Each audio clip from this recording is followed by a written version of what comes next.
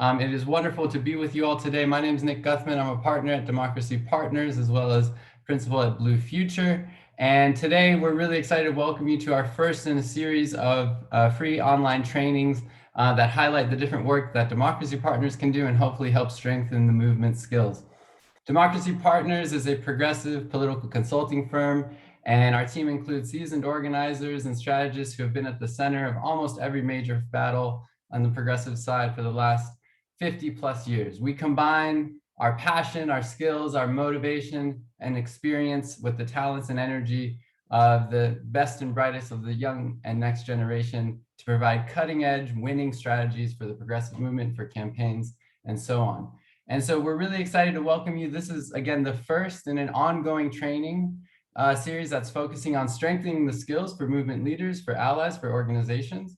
And while this will just be an introduction on our first topic on social media, our team at Democracy Partners would love to connect with all of you, to be in community with all of you, and to be able to support your goals and your organizations and campaigns.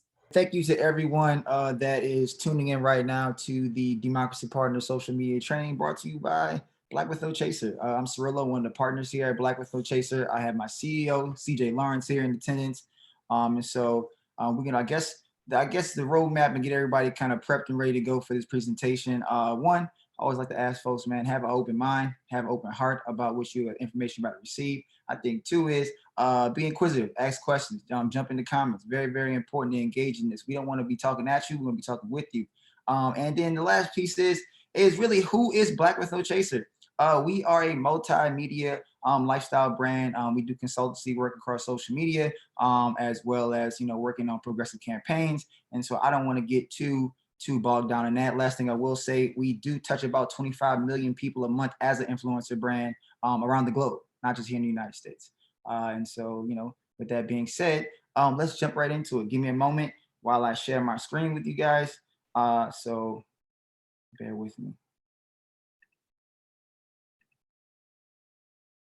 All right. How we doing? CJ, how you feeling? I'm feeling good. Thank you for the intro, Rillo. So, and hey, everybody, excited to be here today with you all. And we're excited to help you understand how you can put the sauce into your social media. So I'm ready to get rolling when you are, Rillo. Yeah, and one thing I will say too is Aaron talked about, you don't need a lot of money to go viral. What you do need is great content. And we're trying to hopefully through this presentation, we'll give you some of a primer.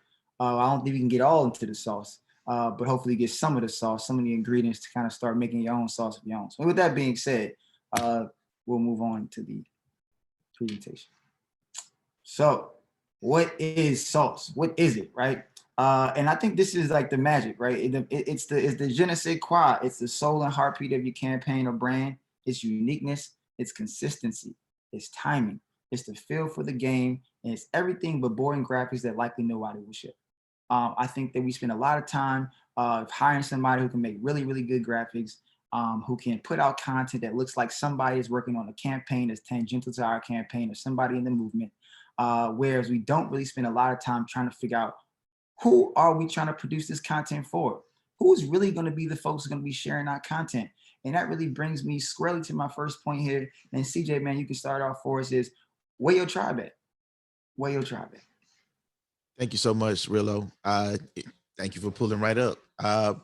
Where there's people, there's power, right? That is the beautiful quote from the chairman, Fred Hampton, of the Black Panther Party. I'm sure that many of you are familiar with him historically, but also with the awesome film that was just done about him and Judas and the Black Messiah.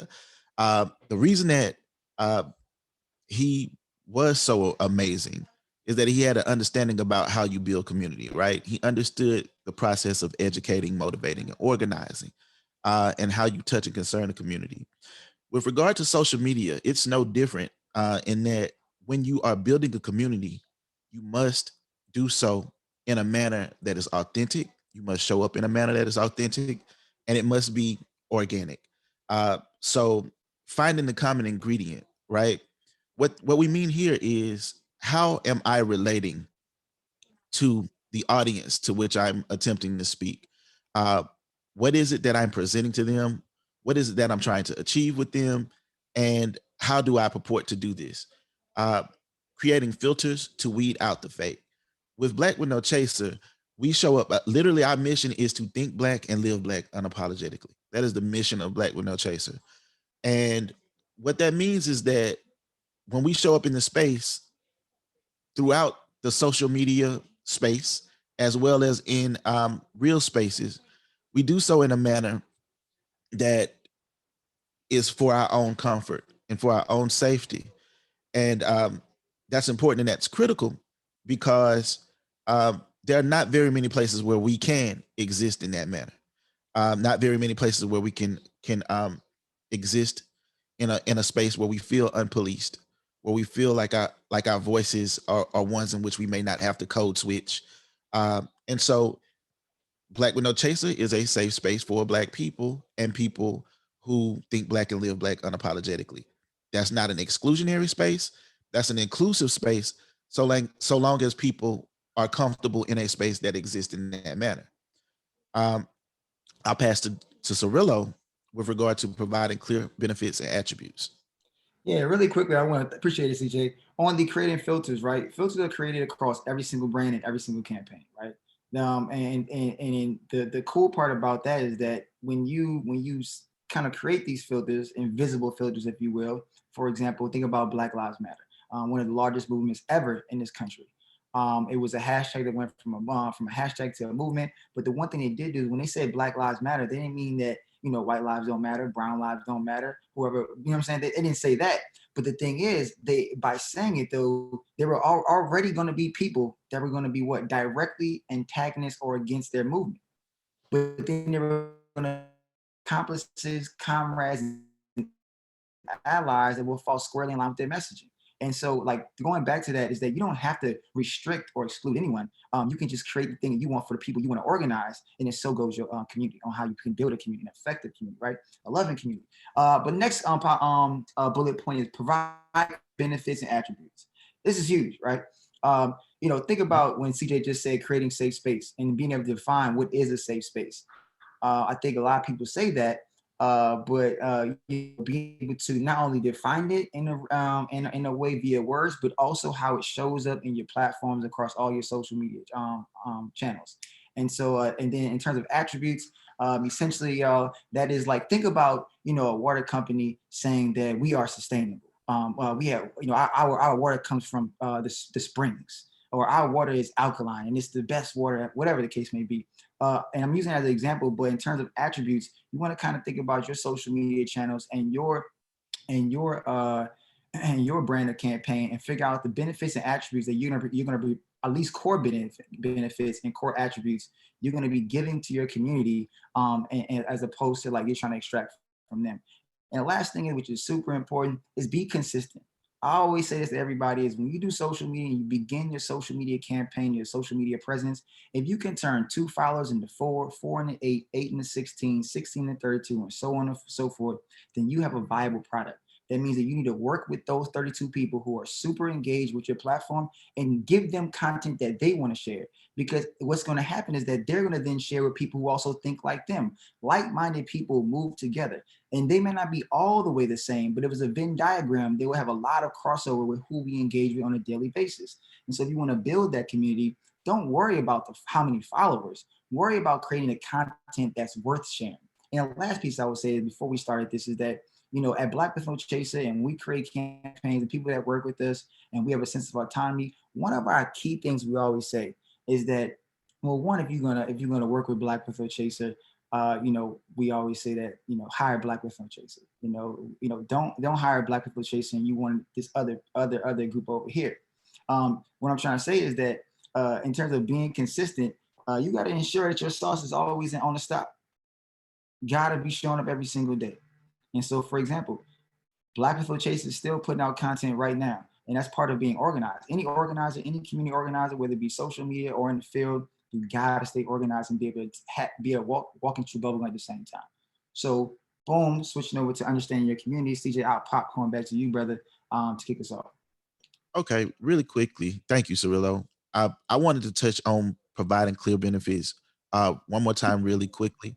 When it comes to building community, it's really important to understand that the first thing about building a community is creating an appeal, giving people a reason to believe in your brand or believe in what it is you're selling, right? There has to be a reason for them to come to you, and you have to provide that.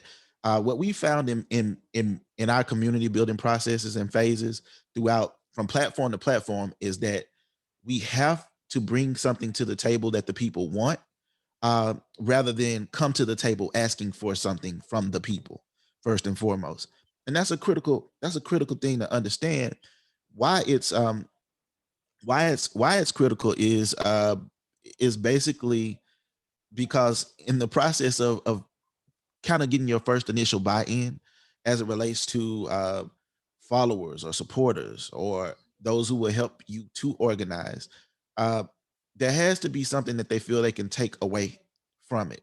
And so you have to be able to provide whatever that is to them. For example, Black with No Chasers created one group where we talk about things like financial literacy. Um, we talk about investment.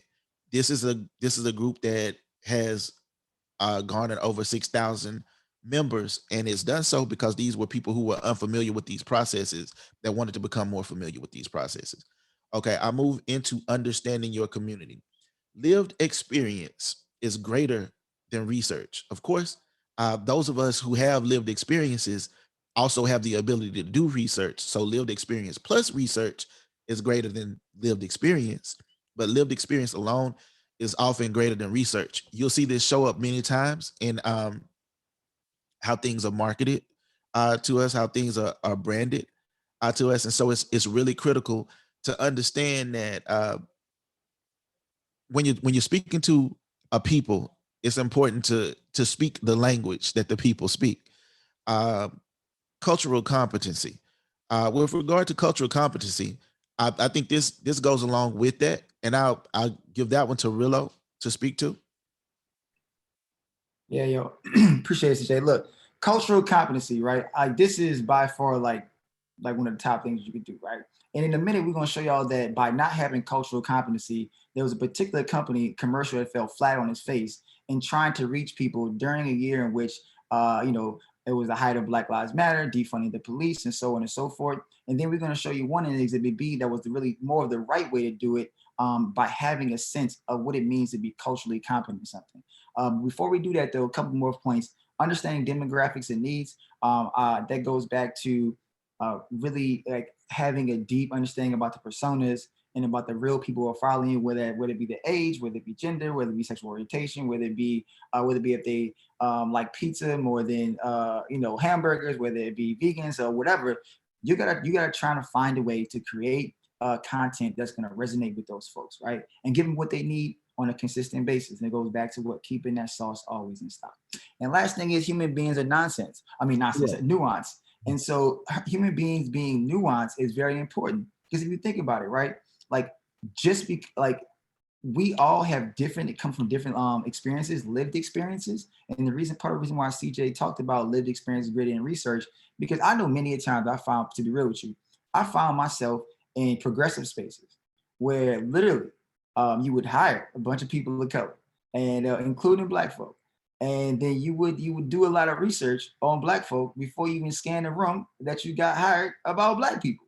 And so sometimes though it's like there's no point, and this is really hinging on or leaning on the idea of diversity, equity, and inclusion here, is that look, y'all, people are very complicated, humans are very nuanced. And so in order to respect that, you got to be able to understand your demographics and the needs and give the content on a consistent basis. But I really want to get into this exhibit A on this failed commercial. So have you ever seen this commercial right here? I believe it aired during at some point during the Super Bowl or maybe sometime, I'm not sure, but Like Pepsi commercial, 2017, I think. something like that, right? And this is not understanding the community.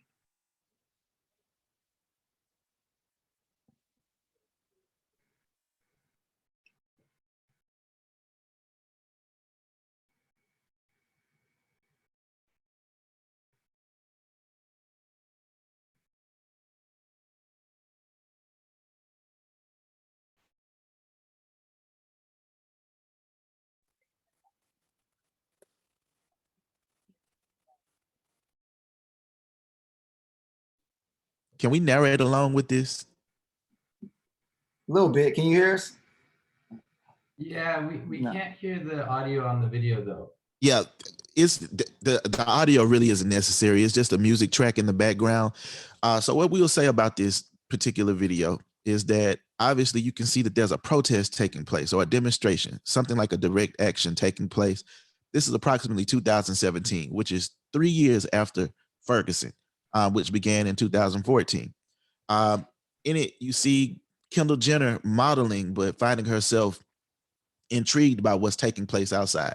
You see a young man playing a cello or a bass. I'm not sure. I'm not a street musician, but and he steps down from what he's doing. You see a young lady who's frustrated, who's a photographer, who jumps outside and grabs a camera and goes outside with a camera. Kendall Jenner then you see a standoff with police and the demonstrators. Kendall Jenner steps away from her photo shoot, grabs a can of Pepsi, and hands it to uh, the police officers. Right? Even the signs themselves uh, in the Pepsi commercial are problematic because they don't speak to an actual issue. Uh, it's a commercialization, an actual commercialization uh, of real trauma, real issues that are happening in real time. And so it came off as culturally insensitive and also just totally missed the mark in that there was a true lack of understanding of the lived experiences of the people who were going through those protests at the time, why they were protesting at the time, and the results of those protests, right?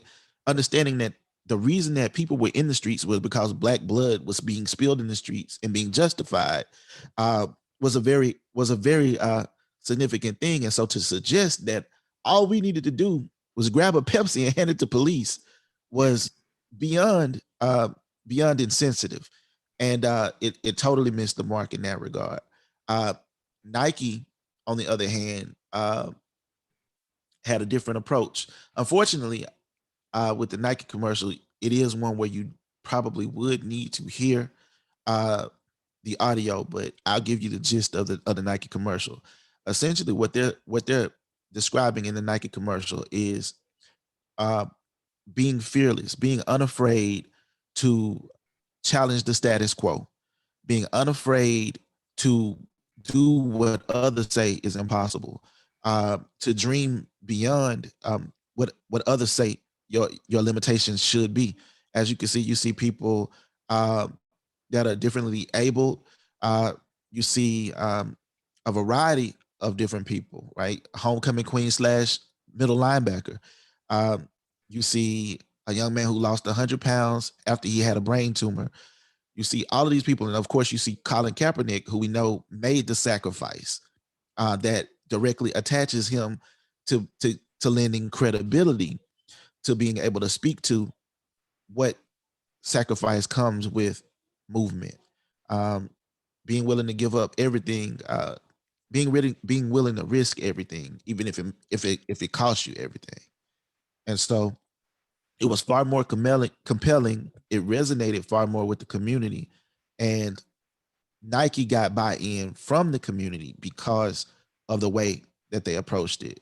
They understood lived experiences. They understood how to address cultural competency, and they understood the audience to which they were speaking.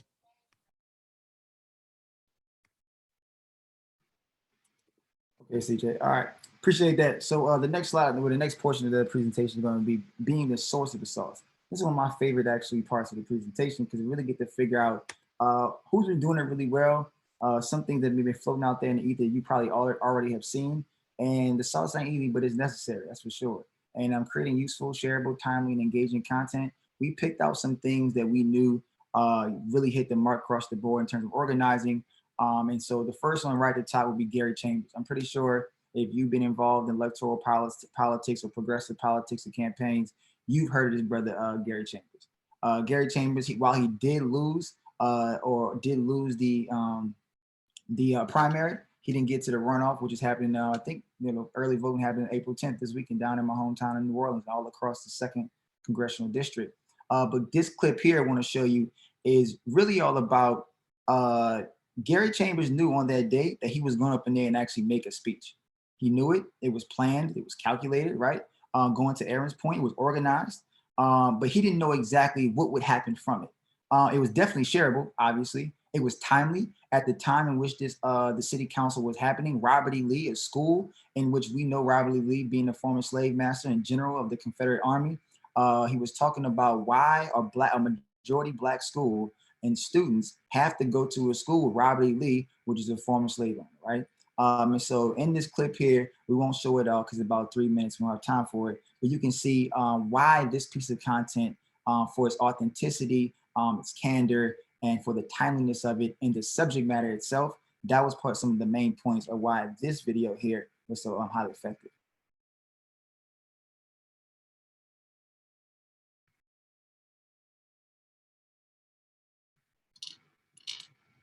Cyrilla, we're still having trouble hearing the sound.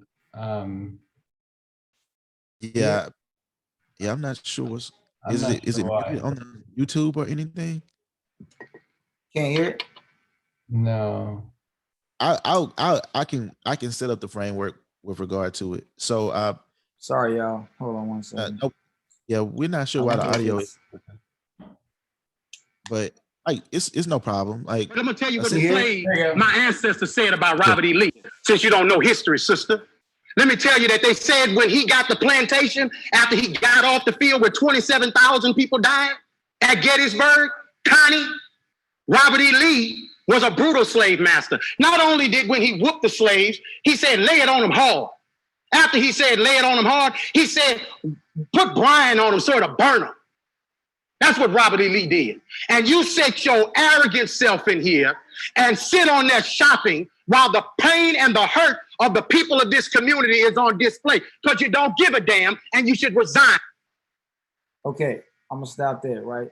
He had some requests, right? He went in there first with Robert E. Lee in the school Robert E. Lee, but he noticed something about Connie, who was a former, she was on the city council, she's not there anymore. And through his organizing school board, I'm sorry, on this Baton Rouge school board, she was there, but no longer is there because of the organizing efforts by Gary Chambers. He identified the problem. And the funny thing is, he was already doing this in the community, right? He didn't just show up one day and he said, you know what, man, I think I'm gonna go up there and make a speech. No, people knew Gary Chambers in the community for doing this for some time now. He put in years. So when he went up there, he had immediate street cred to say the words he said, and then people would back him and then be worth sharing.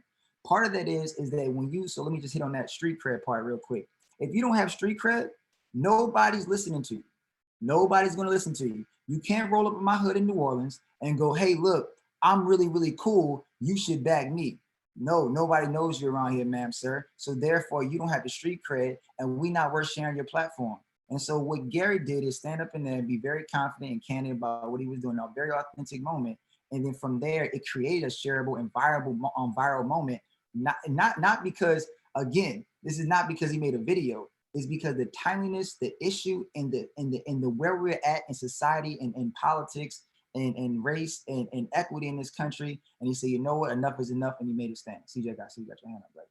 No. I think you're right on the money, Cirillo.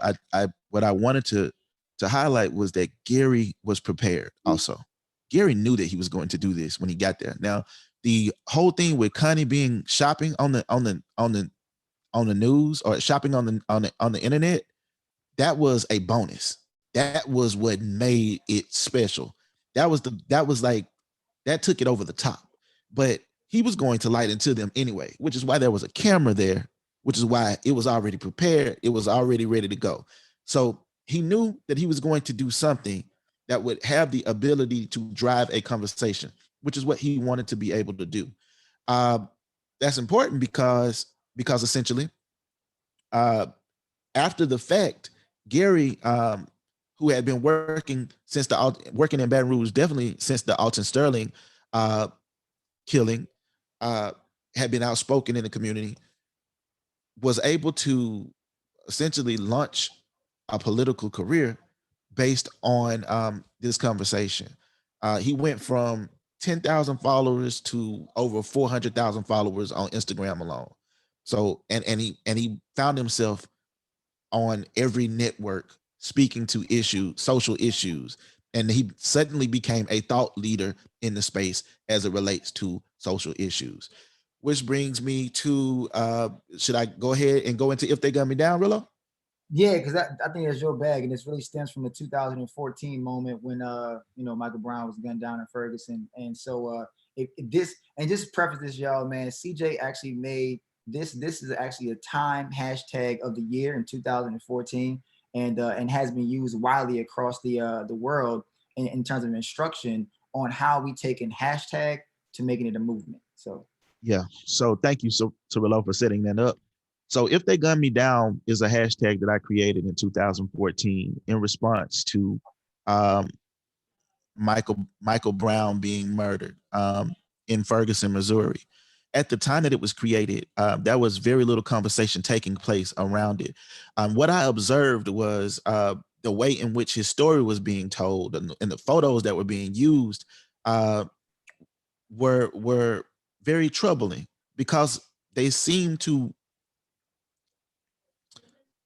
imply a certain narrative, right?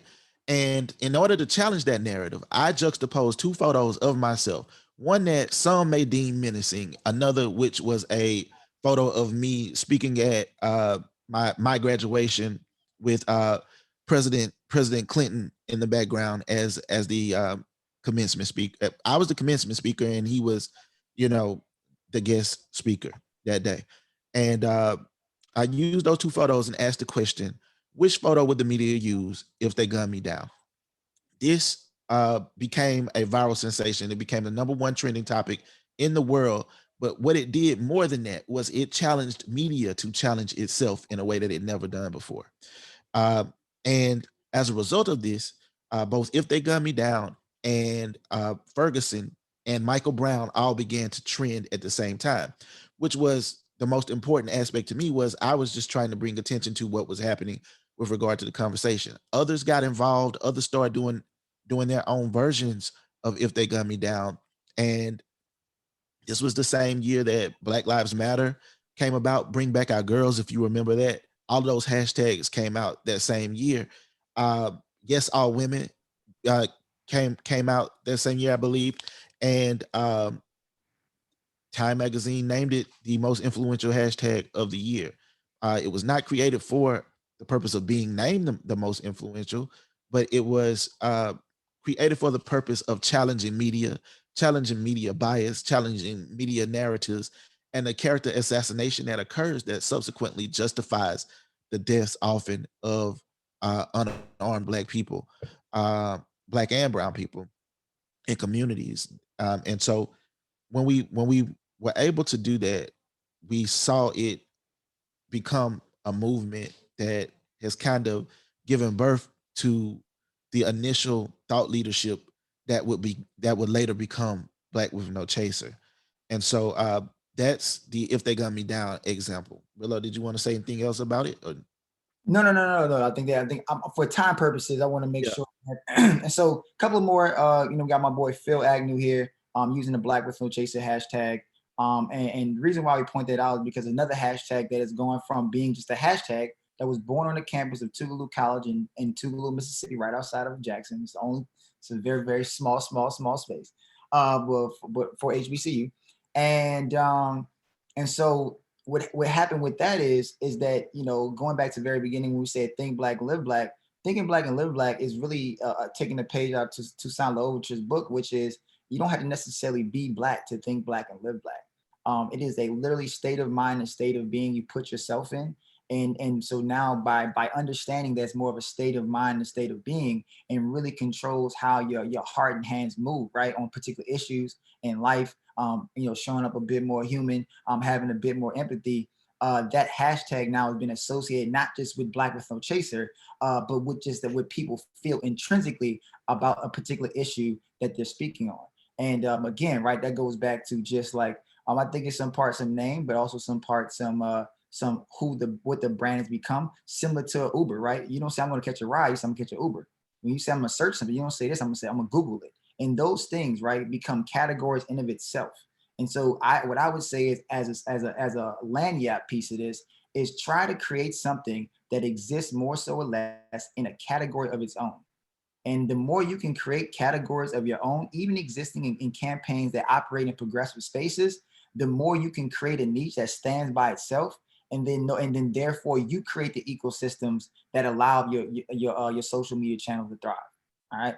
And I'm gonna back up really quickly because I want to talk for a brief second about the January 6th, because we don't have time to get through them all. But January 6th was obviously a very scary time in America, especially for our democratic system.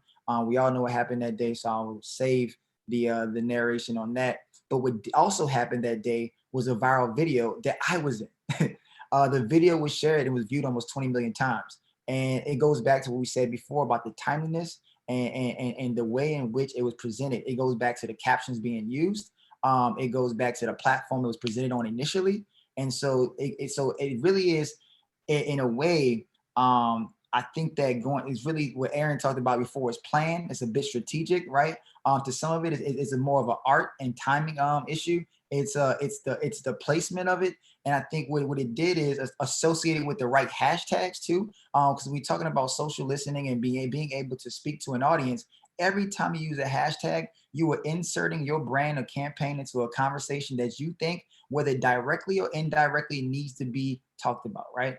And so January 6th was a moment that really was, I think, just a coming to a head moment about all the work that we were doing at Black with No Chaser. And from there, Questlove shared it, Rosario Dawson shared it, DL Hughley, I mean, you name it, it was shared widely. And just with those accounts alone, attribute to almost 4 million views by themselves, not to mention the amounts. And then from that one post, then we garnered another, I think, 20,000 followers from one post. Mm-hmm. And so you can imagine, again, right? It's like timing, creating the right content. And then from there though, right? I mean, that's just kind of like.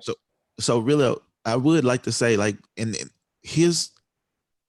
that moment, when those of us who were not in DC at that moment saw Cirillo there, those who both knew him and didn't know him, we were both concerned, but we were also admiring the fearlessness that was required in order to be able to be there speaking on what was happening in defiance of what was occurring in the background, especially now that we know the type of peril that existed on that day, right? And so he created something that was useful because it was informative. He told us about what he actually was observing in real time as it was taking place. It was definitely shareable because, as he stated, it was shared many, many times. And obviously it was timely because it, again, was happening in real time. So those are things that I would want to say about that particular piece of content that you created with that video when you were really just speaking from your heart in that particular moment. Indeed, brother. Appreciate it. So we're going to kind of click through these really quickly and going back. So the next topic we're going to talk about is cross-pollination of content. So we kind of nearing the end. So if y'all got any questions, kind of gear up for that. And Nas, we back to you pretty soon, brother. So stand by. Channel your inner beat, cross-pollinate your content. Y'all may have recognized this person here. This is Beyonce, queen of the Beehive. If y'all, if you're not familiar with her, she's also married to Jay-Z as well, and puts out a lot of amazing music. But what is channel your inner beat? It's really blending or integrating your sauce or your social media content across social channels is key. The more you can find the sweet spot, the better, right? And where does this happen? So if you're not familiar, it's Facebook, IG, Twitter, TikTok, YouTube, Snapchat, Reddit, and Clubhouse. And the last thing I will say before CJ jumps in on the some of the functionality of each individual, how you speak to each individual social channel. And CJ, try to pick like maybe three main ones. Yeah. I'll call them out for you. I'm gonna stay with the first top four, I think. But also talk about Clubhouse really quick. No, go Facebook, okay. IG, Twitter. Oh no, go. Just do IG, do IG, TikTok, at least Clubhouse, and if you got time, then circle back to in Twitter, because I want to make sure we get on Clubhouse too. How powerful a tool that is becoming right now in organizing. Sure. Okay. No, for sure. Yeah. So the thing that I would say about Facebook is Facebook essentially is probably the most holistically community-driven platform. in that there are multiple ways in which you can engage other folks within the community, right? You got Facebook groups, you got Facebook Live, you got Facebook pages, and so on and so forth, and you get a more complete view of someone's profile and who they are through if they have an individual Facebook platform and they are also a member of a group that you have created or are organizing on the platform. With IG is more of an image-driven platform, both photos and videos. That's the name of the game with it. But the way that people are using it in an active manner and an informative manner is to educate on Instagram, to to to be a thought leader on Instagram. With Twitter, I would say that Twitter is probably the thinking person's platform, at least as far as millennials and Gen X goes, and probably the baby boom generation. Twitter is where thought leaders exist. This is where the thinking person's game happens, and this is where news is broken. So Black Twitter is a thing. We can get into it if we have time. I don't know that we will. TikTok is, I would say, that is the young people's the Gen Zers thinking person's platform, but it's also a platform where they go for entertainment, dancing, but it's a very intersectional and thoughtful platform. So it's one that I think can be highly utilized. I think people are familiar with YouTube. Clubhouse is the newest of the social media platforms, and it's quickly growing. It's drop-in audio, which is essentially, I would make it akin to almost like a Reddit with audio, or club rooms or Facebook groups with audio, or live podcasts, if you will. It's a really good way to organize. It was something that was utilized in the immediate right before the presidential election and in the immediate aftermath of the election. There were a lot of conversations, political conversations taking place on the platform. And it literally is the place where tech giants have come to meet, a place where startups have come. And so it's a space where you have the ability to organize with others and coalesce with others very quickly, through conversation. And I think that it's an important platform. So, and really, the last thing I would say about Clubhouse, CJ, is that for folks trying to build their IG, and typically, right, this is gonna be a strategy, is if you know right now it's easier than ever, and it's kind of slowing down already. But if you remember when Twitter and stuff like that just formed, it was easy to gain followers because everybody was following everybody and everybody was trying to connect with everybody and so on and so forth. And now everybody has their followers, so they back into their corners and nobody's following anybody unless you're really cool. Well, on Clubhouse right now, that's happening, which is people are just following everybody because they just want to be in the game. They're trying to get in the game and build their followers up and really use that on a cross-pollination level, send people back to the various social channels that they have, right? And you can have those conversations in real time and direct people to your IG, to your Facebook, to your Snapchat, to your TikTok, to your YouTube, so on and so forth, and become a thought leader in that space on a particular issue.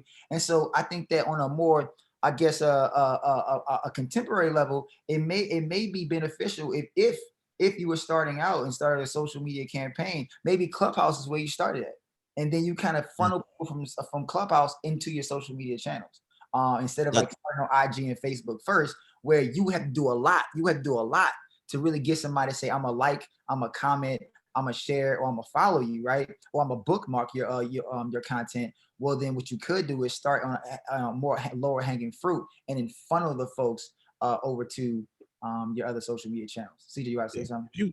If you're a smart person and you got a nice resume and are not an introvert, then Clubhouse is a great place to go to kind of build your following quickly, and build your movement quickly because of the ability to just have conversations with folk. The last thing that I'll say about cross-pollination is that you're in addition to understanding the platforms on which you're pollinating, is understanding the types of content that you're trying to utilize and how you can utilize your content in multiple ways. you can use the same content as a video, as a podcast, and as a blog, if you understand cross pollination correctly, and that's the way that you maximize your content. Word. Thanks, CJ. Mhm. Takeaways. Oh, don't worry, that five. That five was just there as a as a pregnant pause for y'all.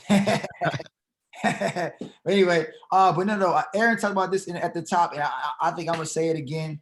Look, y'all, think organic first, right? There's something in the power of being broke. About really worrying about. Stop worrying about content that because you saw a bunch of viral content and you want to make content just like that viral content. Don't do that. Don't do that, right? Make content that really speaks to who your brand is, what your campaign is about, and that's really going to resonate with people, right? Because once you make it, right, it's harder to sustain sustain fake and duplicates and imitations. But it's really easy when you get to the top, and you got to the top based on the content you knew to be organic and true to yourself, and stick with that. And paid, and we didn't really get much on paid, y'all. But I'll tell you this. You can, and this is how I feel about paid.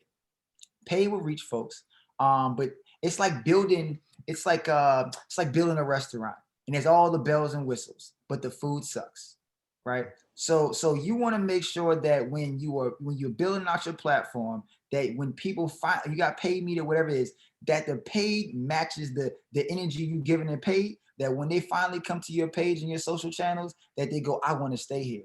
They don't want to feel bamboozled or hoodwinked by the fact that you put a lot of money behind something and you maybe got 10,000 views, and then finally somebody comes to your page and it falls flat because you ain't got the sauce. Secondly, create timely engagement and shareable content. It goes back to really all this stuff is touching on one another. And then 3, perfection is not the target. Strive for consistency when building your campaign. Like consistency and persistence is key, right? Work with the people that are literally going to be working with you. Don't worry about the people that's not going to work with you. Don't worry about the people that's going to hate your campaign. I think we do a lot, and especially in progressive spaces, right? It's like we do a lot about, oh, what is that group over there going to say? Well, maybe that's not your people. That's not your tribe. You can't build a true community if I'm constantly worrying about what Joe Blow said over here. I can't worry about Joe Blow.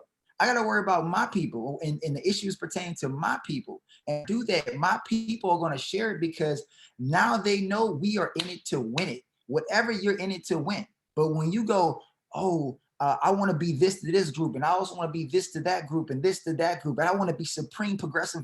Look, the people that you want to let in, there are outer limits to every campaign. But if you focus on the 20% of people that are gung-ho about your brand or campaign, I promise you, you eventually will go viral. People will subscribe to your content, and they will share it, and they will comment, and they will engage. And lastly, know the culture. Better yet, hire someone who does. I think a lot of people, claim to know the culture, but it's on a lot of levels. This mark is missed. And so before you go out there saying we know the culture, I would do a temperature check. Maybe, bring in one of your friends that are, down with it, that are hip, that understand pop culture, Black culture, whatever it is, Hispanic culture, Latinx culture, whoever's culture, right? We don't want to sit here and be only based on research and think that research is going to outweigh somebody's lived experiences. Because what I tell you, what happened in the streets of New Orleans are right here in my backyard in Northeast DC. And if you've never been there or been here, then guess what? I trump you. I don't care what research you have. You could have came to me a 30-page document with crosstabs saying, man, we just did this one thing, and it still doesn't matter because you're not here. You're not here.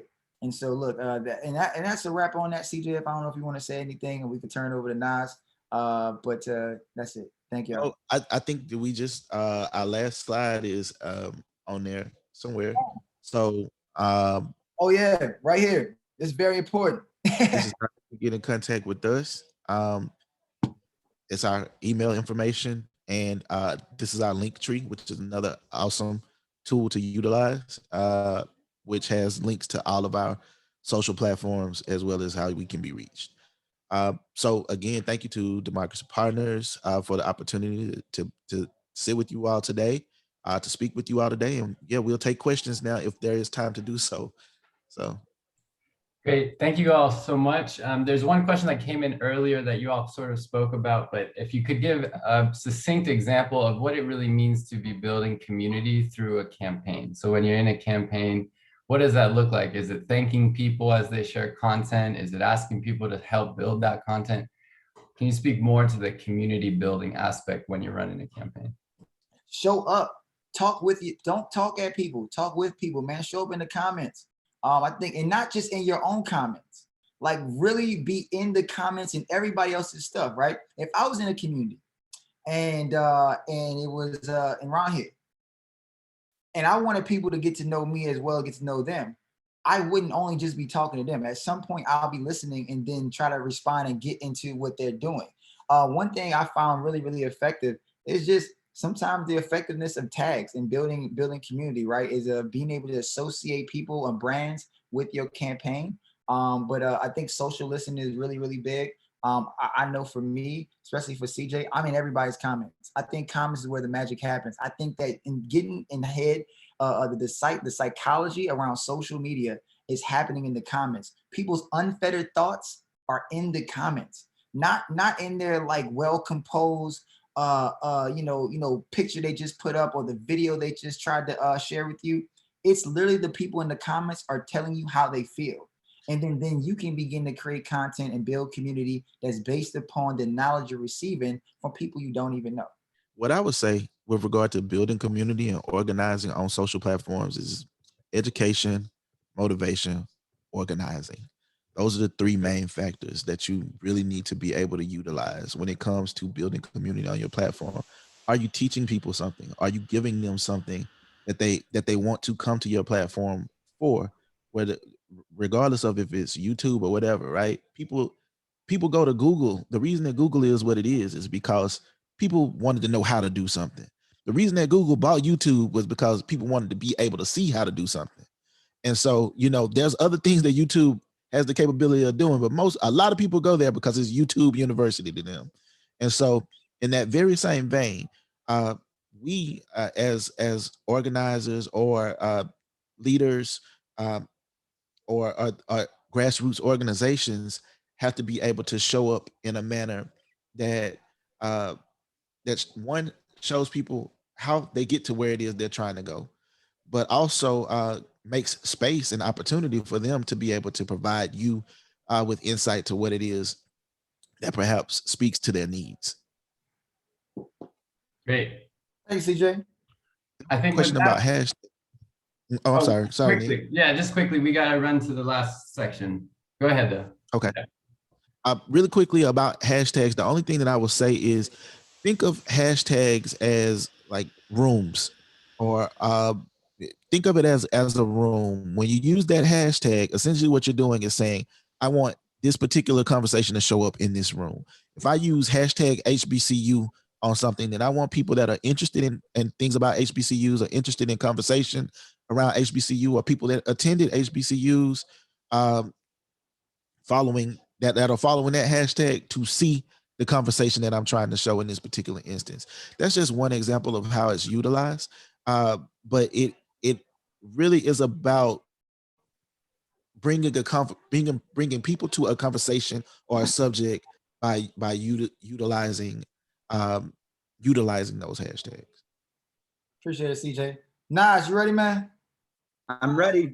CJ and Cirillo, thank you both so much for sharing your insights and your expertise today. That was fantastic. And thank you everyone for joining us. We are sending out in the chat, so before you leave, we are putting a form for you to give us your feedback. So if you can take the next couple minutes to share your feedback on today's training, we'd really appreciate it. And I'd also like to tell you about upcoming trainings that we have. So Cirillo and CJ kicked off our first session in our training series.